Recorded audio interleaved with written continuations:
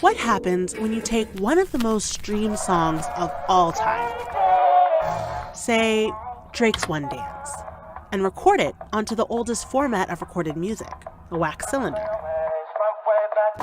Okay, stop. Not great. But fast forward to today, and a lot has changed. We no longer really own music. We just stream it. Streaming is almost entirely responsible for getting the industry back on track. But the question is now, can streaming take it back to its heyday after fundamentally changing the way we consume it? Maybe. But first, let's look at how we got here.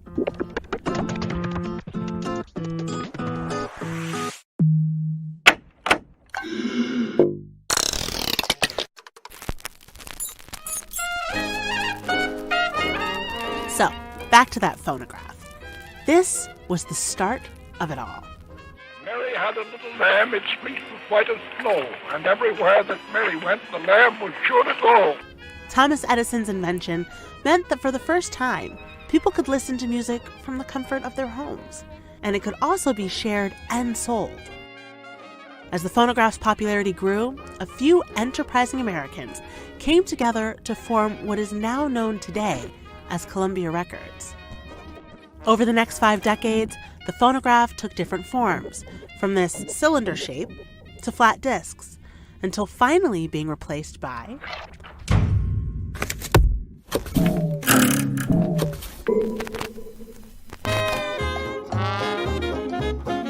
In 1948, Columbia Records introduced the long play, allowing for multiple songs on one record. Vinyl remained the dominant recording format for most of the 20th century. Go, Johnny, go, go! Everybody, let's rock! The ring of fire. And as rock and roll, blues, and country kicked off, sales boomed and albums sold out. But by the late 50s, new technology would again rock the industry.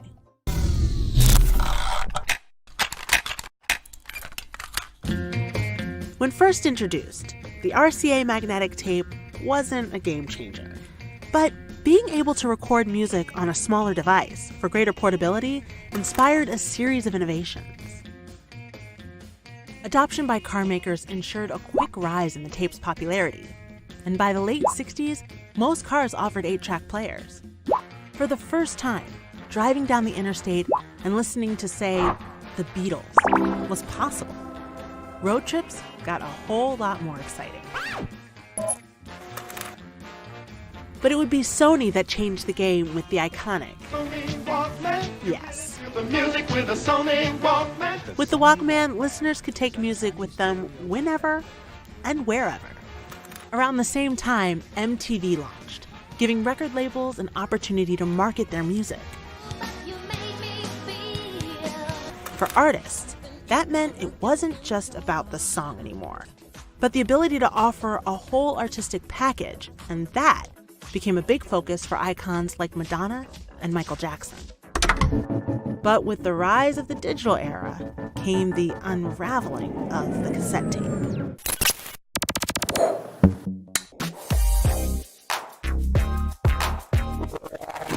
Thanks to booming CD sales, the music industry partied like it was, 1999. Profits peaked that year, with $14.6 billion in sales in the US alone. There was Nirvana and Tupac, the Spice Girls, Oasis, Backstreet Boys, Britney, Mariah, and Selena. Unfortunately, you can only party like it's 1999 for so long. Software like Napster paved the way for a new era of piracy. CD sales plummeted as more and more people logged on. Free music didn't sit well with the music industry, and they fought long and expensive legal battles, eventually seeing some sites shut down. But the damage had already been done. Sharing music over the internet was here to stay.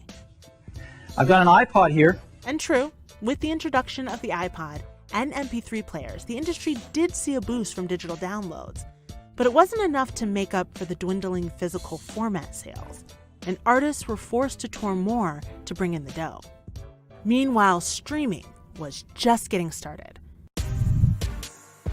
Some companies introduced subscription models with limited music libraries, while others, like Pandora, operated as internet radio stations with ads.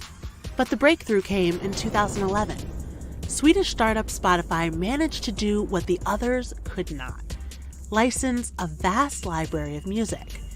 Instead of buying and owning songs and albums, we started listening to ads or paying monthly fees in exchange for access to, essentially, all the music in the world. Over the following years, there was an explosion of services. Artists and labels now count on these services for the bulk of their profits from recorded music, while many argue that artists are not being paid enough.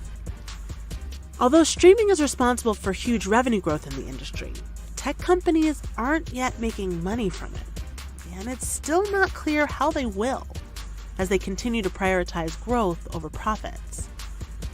Plus, if history is any clue, it won't be long before new technology shakes everything up again.